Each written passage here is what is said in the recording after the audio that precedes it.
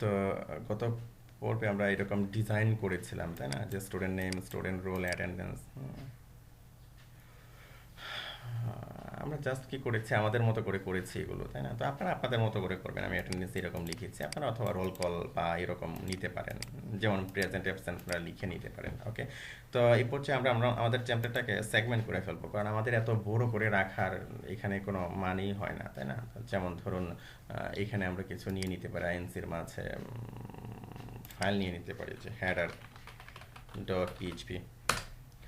ওকে, তারপরে আচ্ছা, header dot পিএইচপির মাঝে কোন পর্যন্ত নেওয়া যেতে পারে এখানে এটা দেখতে হবে। যেমন হেডার ডট পিএইচপির মাঝে এই যে প্যানেল আছে আমাদের, তাই না? এই যে প্যানেল থেকে উপর পর্যন্ত আমরা কি করছি, এটাকে কাট করে নিয়ে আমরা কি করছি, যে হেডার ডট পিএইচপিতে আমরা দিয়ে দিচ্ছি। ওকে, সেভ দিলাম। তো যথারীতি কি করব, এখানে একটা পিএইচপি একটা ব্লক নেব।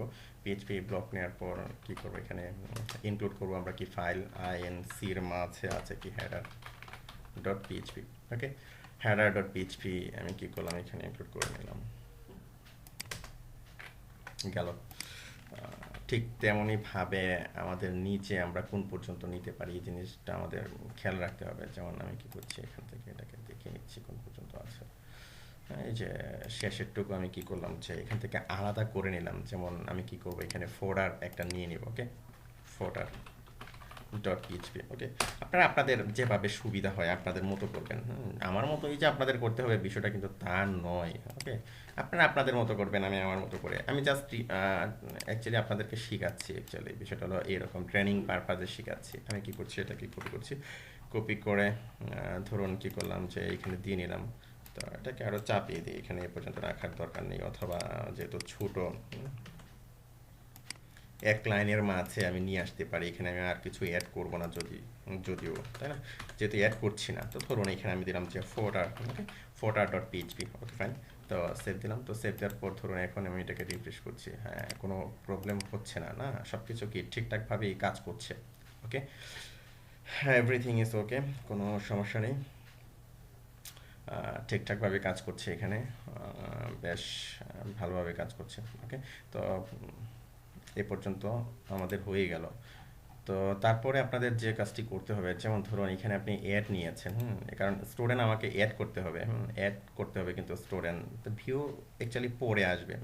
আমরা কি করব, এখান থেকে কিন্তু স্টুডেন্ট অ্যাড করব। ওকে, তো অ্যাড ফাংশনালিটিগুলো আপনাকে করে নিতে হবে। অর্থাৎ আমি পেজটাকে ডিজাইন করে নিই, পেজটা ডিজাইন করে নিয়ে তারপরে কি করব, পরে এগুলো ঠিকঠাক করব। তো তারপরে আমরা ডাটাবেজের কাজগুলো দেখব। তো এখানে অ্যাকচুয়ালি আমরা যে কাজটি করতে পারি, যেমন ধরুন এখানে আমরা কি দিয়ে নিয়েছি এটা দেখতে হবে আমাদের। তো এটা আর এ পর্যন্ত রাখছি না, এটাকে চাপিয়ে দিচ্ছি একটু। তো ধরুন এই পর্যন্ত চাপিয়ে দিলাম। তো চাপিয়ে দেওয়ার পর এখানে খেয়াল করে দেখুন এখানে আমরা কি নিয়েছি, আমরা অ্যাড ডট পিএইচপি নিয়েছি। মানে এমপ্লয়ি অ্যাড অথবা স্টুডেন্ট অ্যাড বিষয়টা এরকম আসবে। ওকে, তো এগুলো হবে আমার কি একেবারে রোড ফোল্ডারের মাঝে। আমি কি করবো, এই ফাইলগুলো আমি নিব এখানে। ওকে, অ্যাড ডট পিএইচপি। তো এখানে ধরুন আমার ইন্ডেক্সের মাঝে যেগুলো আছে আমি আপাতত কি করছি, এগুলোকে নিচ্ছি। ওকে, তো আমার যেগুলো লাগবে না আমি কি করবো, এগুলোকে রিমুভ করে দেব। যেমন ধরুন এখানে কোনগুলো আমার লাগছে না, যেমন এই পর্যন্ত লাগছে, প্যানেল এ পর্যন্ত লাগছে, আমার ডেট ওয়েল এটা লাগছে না, আমি এটাকে এখান থেকে রিমুভ করে দিতে পারি। তারপরে ধরুন এখানে আমার ফর্ম অ্যাকচুয়ালি একটা লাগবে এখানে, তাই না? যেহেতু আমি অ্যাড করবো আমার ফর্ম লাগবে, কিন্তু আমার কোনো টেবিল লাগছে না এখানে। আমরা টেবিল নিয়ে এখানে কাজ করব না। সব আর ঠিকঠাক আছে আশা করি। তো এখানে যে ভিউ অল এর জায়গায় আপনি এখানে দিবেন যে ব্যাক। ওকে, আপনি এখানে ব্যাক দিয়ে দিলেন এখানে। ওকে, তো ব্যাক দিলেন, তারপরে এখানে দিলেন যে আপনি ইন্ডেক্স ডট পিএইচপি। ওকে, ইন্ডেক্স ডট পিএইচপি দিলেন। তো এখানে ফর্মের মাঝে আপনি এখানে কাজ করবেন। যেমন ধরুন আমি একটা ডিপ নিচ্ছি, এগুলো আপনাদের এর আগেও দেখিয়েছি, এবং বোস্টার যারা পারেন তাদের কাছে তো এগুলো কোনো কিছুই না, না? ফর্ম, তারপরে আপনি লিখবেন যে গ্রুপ, ফর্ম গ্রুপ। তো ফর্ম গ্রুপের মাঝে ধরুন আমি কি করলাম, যে একটা লেভেল নিতে হবে এখানে, লেভেল। তো লেভেল 4, তো লেভেলটা নেবেন 4, নেমের জন্য আপনি এখানে লেভেলটা নেবেন। তো ধরুন আপনি এখানে লিখলেন যে স্টুডেন্ট নেম, স্টুডেন্ট নেম। ওকে, তারপরে আপনার একটা ইনপুট টাইপ আপনি নিয়ে নেবেন এখানে। ওকে, ইনপুট টাইপ। তো ইনপুট টাইপ অ্যাকচুয়ালি এখানে হবে টেক্সট, তারপর নেম হবে, তারপরে ধরুন আমি এখানে আইডি দিয়ে নিচ্ছি একটা, আইডি হাইলাইট করবে, নেমটাও হাইলাইট করা ওইভাবে করা যায়। তো তারপরে যে কাজটি করবেন এখানে রিকোয়ার্ড করে দেবেন, ওকে। রিকোয়ার্ড ইকুয়াল টু 1 অথবা রিকোয়ার্ড ইকুয়াল টু খালি, আপনি এভাবে রেখে দিতে পারেন, কোনো সমস্যা নেই। Okay fine. তো যথারীতি কি করব, এটাকে কপি করছি, এটাকে কপি করে ধরুন আমি এখান থেকে খুব বেশি নিব না, যেমন ধরুন এখানে আমার আর অল্প কিছু আমি নেব, এখানে শুধু আমি রোল দিচ্ছি, অল্প কিছু নেব, দুটা ফিল্ড আমি নেব জাস্ট, ওকে। আমি মূল মেকানিজমটা আমি আপনাদেরকে দেখাবো, তাহলেই আপনারা পেরে যাবেন বাকিগুলো, ওইগুলো নিয়ে আর আপনাদের চিন্তা করা লাগবে না, ওকে। তো যথারীতি কী করছি, এখান থেকে এটাকে কপি করলাম। তো কপি করার পর এখন আমার আর লেভেলের দরকার নেই, ওকে। ইনপুট টাইপ আমি এখানে দেবো যে সাবমিট, ওকে। সাবমিট, তারপরে এখানে হবে আমার একটা ক্লাস হবে, ক্লাস হবে বিটিএন, আমি প্রাইমারি নিচ্ছি। তো তারপরে আপনি এখানে কি করবেন, এখানে ভ্যালু দিবেন, আর নেমটাও ছিল, নেমটা আমি রিমুভ করে দিলাম, নেম হবে অ্যাকচুয়ালি সাবমিট, নেম সাবমিট, তারপরে ধরুন ভ্যালু দিলেন, ওকে। ভ্যালু দিলেন সাপোজ অ্যাড স্টুডেন্ট অথবা অ্যাড এমপ্লয়ি, ওকে। অ্যাড এমপ্লয়ি অথবা অ্যাড স্টুডেন্ট আপনি এরকম দিয়ে নিলেন, সেভ দিলাম। তো সেভ দেওয়ার পর একটু দেখি কী অবস্থা, রিফ্রেশ করলাম, অ্যাড স্টুডেন্টে গেলাম, এই যে এরকম আসছে। তো এরকম কেন আসছে জানেন, এরকম আসার কারণ হলো আমরা এখানে বোটস্ট্র্যাপের ক্লাসটা অ্যাড করে নিই, অর্থাৎ এখানে যে ফর্ম কন্ট্রোল যে ক্লাসটা আছে এই ক্লাসটা আপনাকে অ্যাড করে নিতে হবে, ফর্ম কন্ট্রোল। তো আমি কি করছি এখন, এটাকে কপি করছি, অ্যাকচুয়ালি এটা কপি করার দরকার নেই, ধরুন আমি এখানে ক্লাস দিলাম যে ক্লাস ইকুয়াল টু, আপনাকে এখানে দিতে হবে যে ফর্ম কন্ট্রোল, ফর্ম কন্ট্রোল।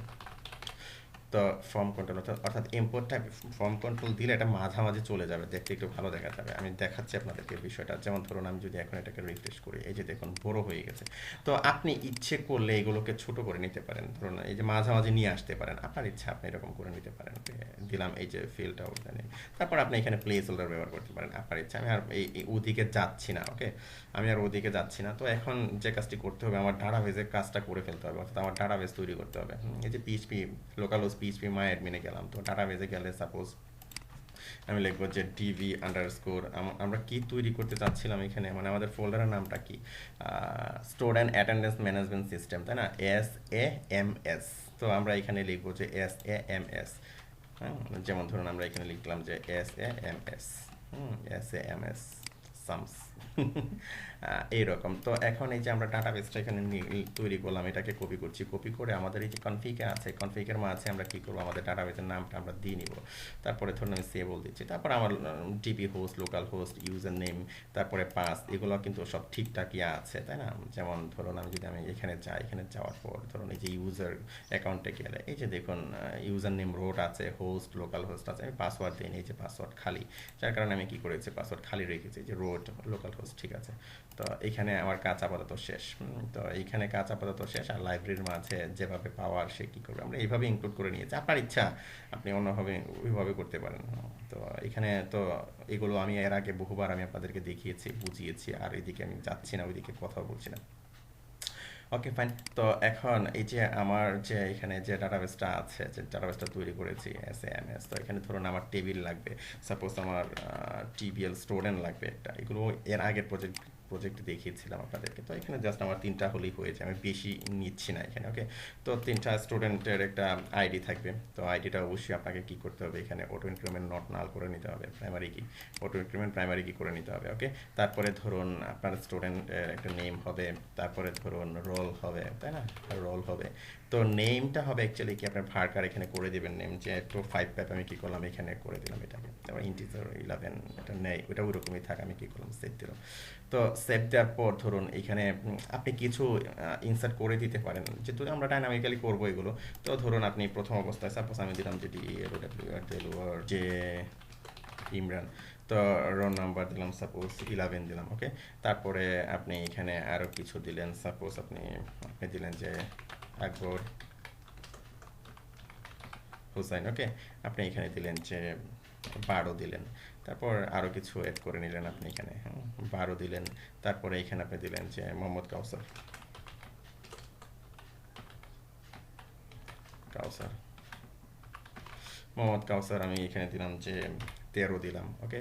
তারপরে মোহাম্মদ কাউসার, তারপরে আমি দিলাম যে ফয়সাল খান, ফয়সাল খান, ওকে। আমি 13 দিলাম, সাপোজ এখানে আমি 14 দিলাম। তারপরে আপনি আরেকটা দিলেন যে আল মামুন। ওকে,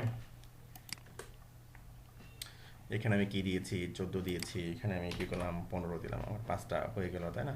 তো ধরুন আমি কি করলাম, এখানে এন্ট্রি দিয়ে নিলাম এখানে। Okay? তো এখানে খেয়াল করে দেখুন, এখানে কিন্তু চলে আসছে 11, 12, 13, 14, 15।